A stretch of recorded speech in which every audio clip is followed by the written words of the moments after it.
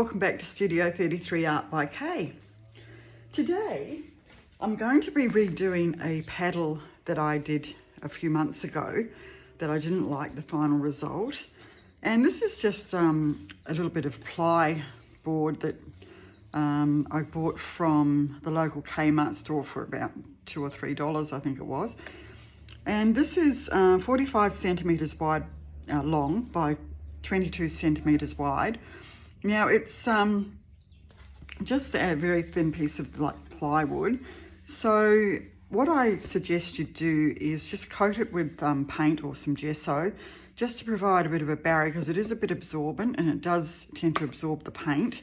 So even just a coat of paint and let it dry for a few days before you then do your actual artwork is a good idea. Okay, so I've just covered this with black paint, and the paint I've used today is the Mont pouring paint Lamp Black, which has a little bit of Australian Floetrol added into it. So I'm just using some of these paints up. I've used them for another pour. So they're a little bit thin because I used them for a Dutch pour. I'm going to be using them for a bloom, which normally you would use thicker paint. But because I'm going to be blowing this out with my hairdryer, then it's really a bloom cross Dutch pour, if you know what I mean. So it's not a true bloom, not a true Dutch pour. It's a combination between the two. So it should be fine. So we'll see what happens. I'm going to do some little leaves around the edges, and then I'm going to be, just shut the door.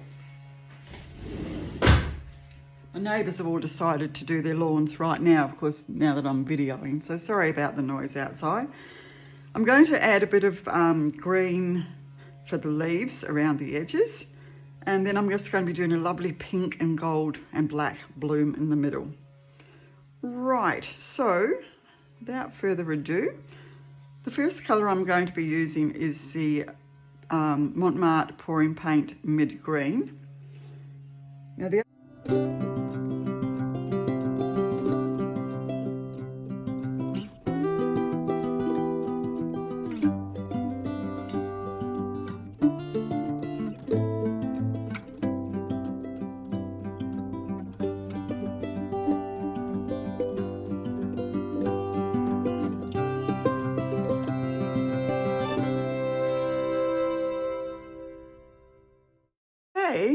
So I'm now going to add some of the Eraldo di Paolo Black Cell Activator.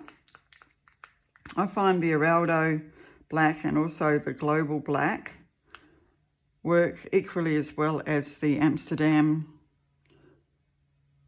Oxide Black. So just try whatever black you've got.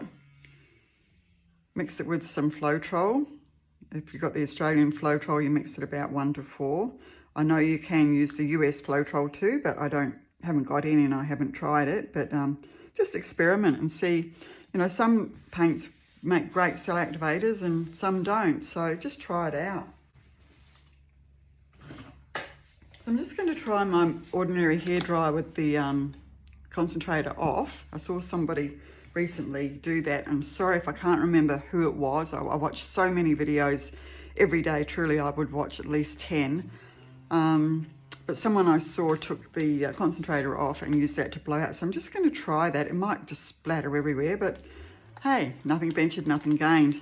So I'll try it on low first, and then I'll try it on high if it doesn't work.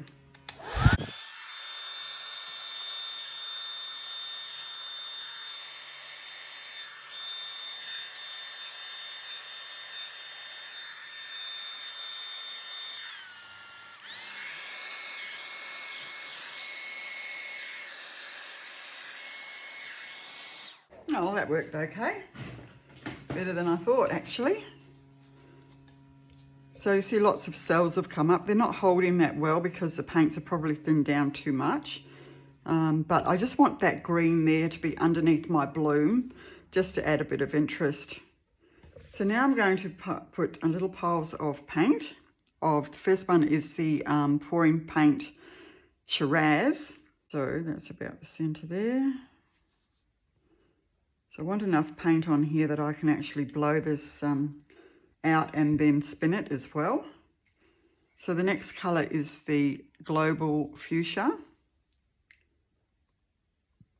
Just to give that little bit of definition between the colours. And this one is the Eraldo Rose.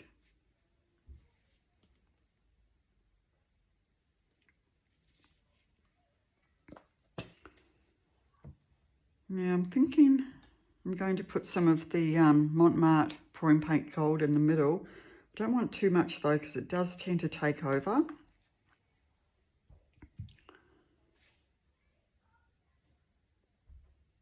So hopefully that's enough to get it out.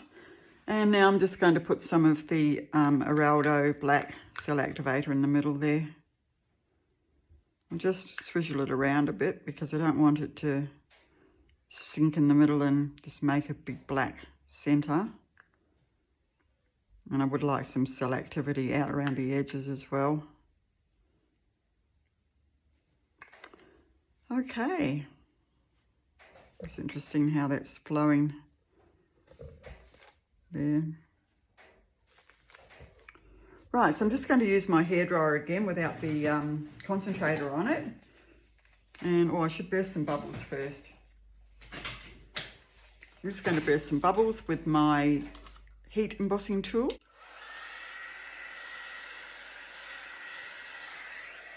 Look at these leaves, the cells that have come up. Okay, so I'm just going to do this and wish me luck. I think I'll do it on slow first.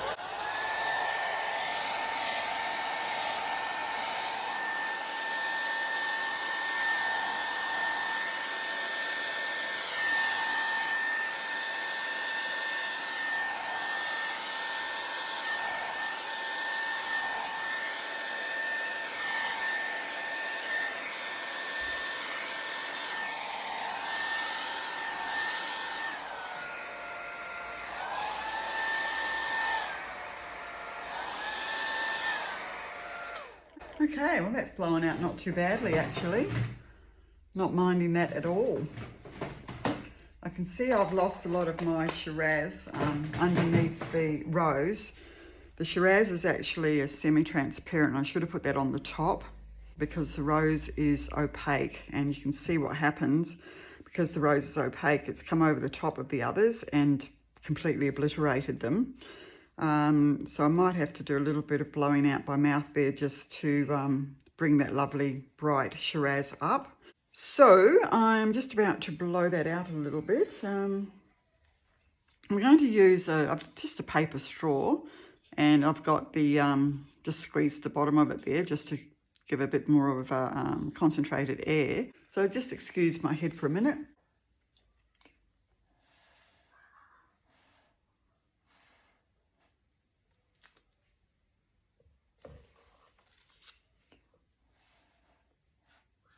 I know that the Shiraz is under there. I can see it coming through here. But the rose is pretty anyway as well. So I've got lots of cells coming up there. Okay, I'm going to spin that out now.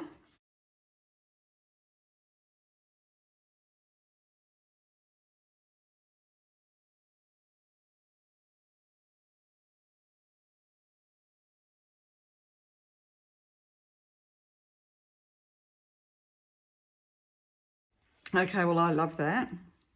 I think that's really, really something else. Loving all these black cells here. And the gold just always makes, and you saw how little gold I put in there, and that gold does take over a little bit. So I'm glad I didn't put any more than that. And these cells are coming up. And I do love black with gold and bright pink and green.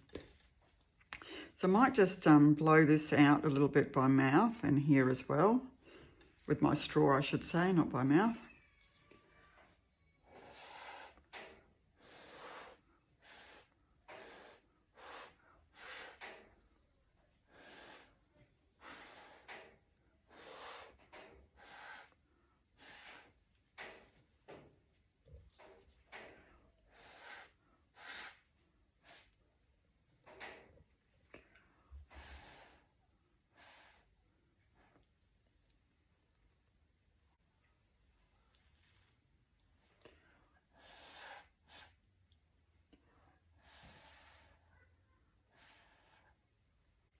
You can really start messing around and do too much sometimes.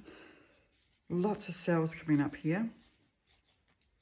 I'm feeling like I don't love this too much, so I think I'm going to just add a little bit of the Shiraz and blow out over the top of that again.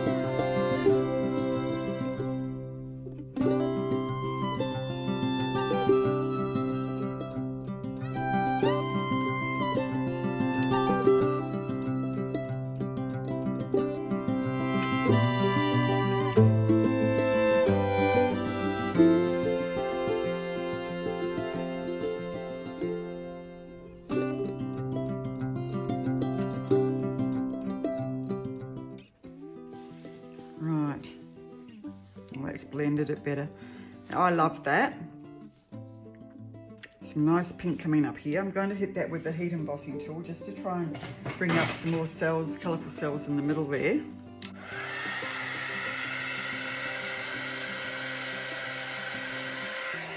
I don't want to hit the whole thing, otherwise I'm going to end up with far too many.